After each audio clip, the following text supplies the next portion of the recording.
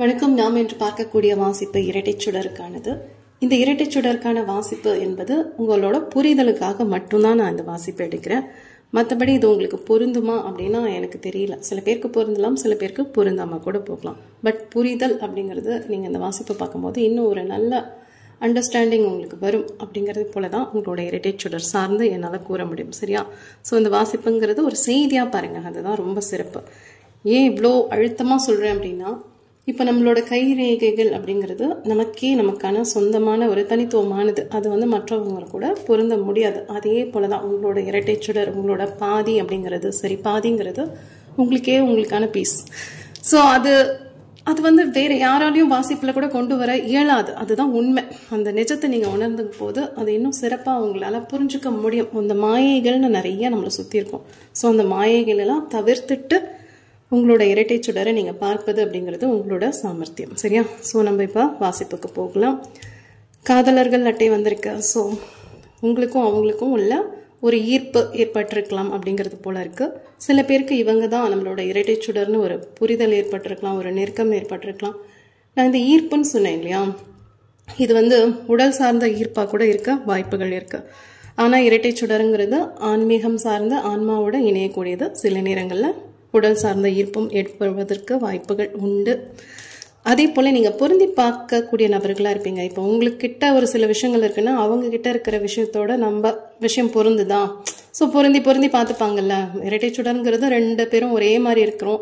அந்த ஒரே மாதிரி இருக்கிறவங்க எத்தனை சதவீதம் அவங்க நம்ம கூட பொருந்தி போகிறாங்க அப்படிங்கிறது போல் கணிக்கக்கூடிய நபர்களாகவும் இருக்க வாய்ப்புகள் உண்டு அப்படிங்கிறது போல இருக்கு. நைஸ், குட், எனர்ஜி நல்லா இருக்கு. ஸோ உங்களுக்கானவங்களை நீங்கள் கண்டுபிடிச்சிருக்க கூட வாய்ப்புகள் இருக்குது. சரியா? நல்லா இருக்கு அப்படின்னு சொன்னேன்னு அடுத்த கார்டு ஈகோ கார்டு. 3 எழுத்து கெட்ட வார்த்தை. எஸ், இந்த கார்டு எதை குறிக்குது அப்படின்னா, இருவருக்குள்ளேயும் ஒரு பிளவு ஏற்பட்டிருக்க வாய்ப்புகள் இருக்குது சமீபத்தில்.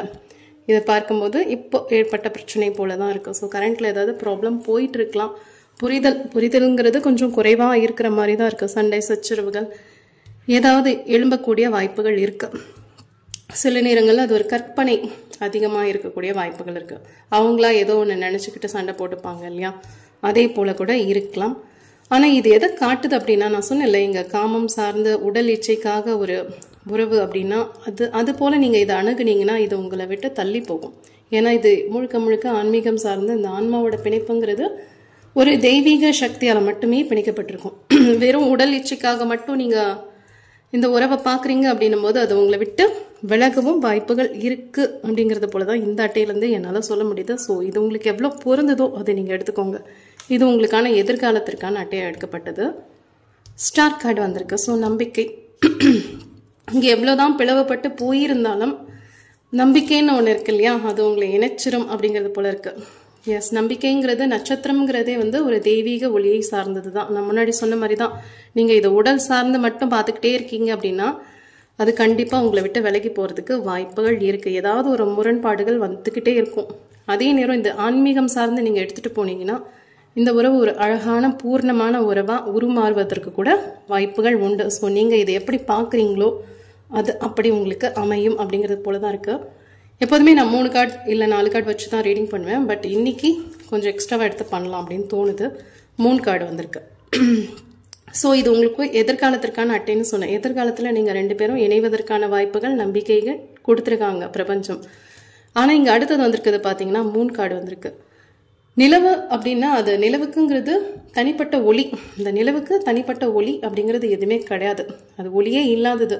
அப்புறம் எங்கேருந்து ஒளி வருது அப்படின்னா பூமியிலேருந்து பெறப்படக்கூடிய ஒளியை தான் அது பிரதிபலிக்குது, எதிரொலிக்குது. அதே போல தான் உங்கள் நபர் இருக்காங்க இல்லையா, அவங்க கிட்ட இருந்து ஏதாவது சில விஷயங்கள் வருது, அது முரண்பட்டு இருக்கு உங்களுக்கு அப்படின்னா அது அவங்க உங்களை தான் பிரதிபலிக்கிறாங்க. சரியா? ஸோ இரட்டைச் சுடர் உறவுங்கிறது என்னன்னு முதல்ல புரிஞ்சுக்கோங்க. புரிஞ்சுக்கிட்டு நீங்கள் அதோட வழியில் போயிட்டு இருக்கீங்க அப்படின்னா இவங்க யாருமே கிடையாது. இவங்க நம்மளோட சரிபாதி. ஓகே, உங்களோட சரிபாதி தான் அவங்க கிட்டேருந்து சில விஷயங்கள் காட்டுறாங்க, பிரதிபலிக்கிறாங்க.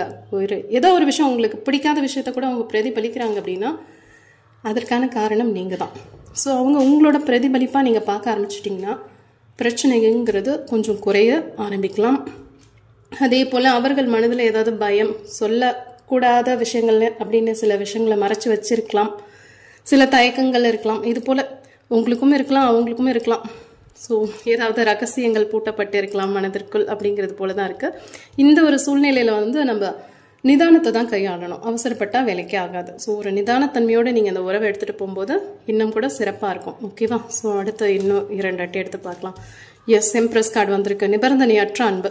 இது வந்து ஒரு தாயுள்ளத்தை கொண்ட ஒரு அட்டையாக தான் கருதப்படுது. சரியா? இப்போ நீங்கள் இருக்கீங்க, நீங்கள் ஆணாவும் இருக்கலாம், பெண்ணாவும் இருக்கலாம். ஒரு அம்மா வந்து தன்னோட குழந்தைக்கு பாசத்தை எப்படி கொடுப்பாங்க? நீ நாளைக்கு பின்ன எனக்கு இது பண்ணுவேன் அப்படின்னு அளந்து கொடுக்க மாட்டாங்க. அந்த குழந்தை நமக்கு செய்யலை, அதையெல்லாம் தாண்டி நான் உனக்கு அம்மா, ஸோ நான் ஒரு நிபந்தனையற்ற அன்பு உங்ககிட்ட எப்போதுமே கொடுத்துட்டே இருப்பேன் அப்படிங்கிறது போல தானே இருக்கணும். அதுதான் இந்த பிரபஞ்சம் உங்ககிட்ட சொல்லுது. அவங்க மீது நீங்கள் நிபந்தனையற்ற அன்பு கொடுக்க அவங்க உள்ளம் நீங்கள் என்ன விரும்புகிறீங்களோ அதையே அவங்க பிரதிபலிப்பாங்க. நான் முன்னாடி சொன்ன மாதிரி தான் அவங்களோட பிரதிபலிப்பு அப்படிங்கிறது நீங்கள் தான் உங்களை நீங்களே பார்த்துக்கிறீங்க கண்ணாடியில். அதுதான் அந்த இரட்டை சுடர் வழிபாதையில் இருக்கக்கூடிய ஒரு ரகசியமே. உங்களை நீங்களே பார்த்துக்கும் போது அவங்கக்கிட்ட சில விஷயங்கள் பிடிக்கல அப்படின் போது அது உங்ககிட்ட பிடிக்காத விஷயங்கள், அது நீங்கள் தான். ஸோ அதை நீங்கள் புரிஞ்சுக்கணும். அதை நீங்கள் புரிஞ்சுக்க தான் இந்த உறவுங்கிறது என்னன்னே உங்களுக்கு தெரியும். ஸோ நீங்கள் அவர்கள் மீது கொடுக்கக்கூடிய அன்புங்கிறது உங்களுக்கு நீங்களே கொடுத்துக்கக்கூடிய அன்பு தான். ஸோ உங்கள் மீது நீங்கள் எவ்வளோ அன்போடையும் கருணோடையும் பாசத்தோடையும் நேசத்தோடையும் மரியாதையோடையும் நடந்துக்கிறீங்களோ அந்த அளவுக்கு அவர்கள்கிட்ட இருந்து ஒரு மாற்றத்தை நீங்கள் எதிர்பார்க்கலாம் அப்படிங்கிறது போல இருக்கு. நிபந்தனையற்ற அன்புங்கிறது கண்டிப்பாக தேவைப்படுது. ஓகேவா? ஸோ அடுத்த அட்டை பார்த்தீங்கன்னா வீல் ஆஃப் ஃபார்ச்சூன் வந்திருக்கு. So super. இதை விட என்ன, அடுத்த கட்ட பரிணாமத்துக்கு இந்த உறவுங்கிறத எடுத்துட்டு போறாங்க. நீங்க 2 பேருமே எஸ் ஒரு புதிய ஒரு தொடக்கம் ஏற்படலாம். இது வரைக்கும் இருந்த அந்த குழப்பங்கள்லாம் நீங்கி இந்த மூன் கார்டு வந்தது இல்லையா? ஸோ ஏதோ ஒரு குழப்பங்கள் இருக்கலாம். இந்த ஈகோ, அகங்காரம்னு ஒன்று உறவுக்குள்ள வந்துட்டாலே, அது சாதாரண உறவுக்குள்ள வந்துட்டாலே அது ஆட்டத்தையே கலைச்சி விட்டுடும். ஸோ அதே போல் இந்த இரட்டை சுடர் வழிபாதைங்கிறது மலரினும் மென்மையான ஒரு உறவு. அதில் அகங்காரம் எட்டி பார்க்கும்போது அது வேற மாதிரி பண்ணி விட்டுரும். ஸோ இதெல்லாம் நீங்கள் கழையும் போது ஒரு புதிய தொடக்கம் உங்கள் இருவருக்குள்ளேயும் நிகழ்வதற்கான வாய்ப்புகள் இருக்கு அப்படிங்கிறது போல இருக்கு. சில நல்ல மாற்றங்கள் எதிர்பார்த்திருக்கவே மாட்டீங்க, அப்படி ஒரு மாற்றம் வந்து இந்த உறவுல ஏற்படுறதுக்கும் வாய்ப்புகள் இருக்கு. நிறைய நேர்மறையான விஷயங்கள் உங்க வாழ்க்கையில நடக்கும் வாய்ப்புகள் இருக்கு. ஏதாவது வண்டி வாகனங்கள் வாங்குறதா இருந்தா வாங்கலாம். ஸோ ரொம்ப அழகா இருக்கு. ஆனா இந்த உறவை வந்து ரொம்ப அழகா கையாள தெரிஞ்சவங்களால மட்டுமே இப்படி ஒரு மாற்றத்தை பார்க்க முடியும். இல்லைன்னா இந்த மாதிரி முட்டிக்கிட்டு நிற்க வேண்டியதுதான். சரியா? ஸோ இந்த வாசிப்பு எப்படி உங்களுக்கு பொருந்ததுன்னு பார்த்து எடுத்துக்கோங்க. பொருந்தாத விஷயங்களை தவிர்த்துருங்க. நன்றி.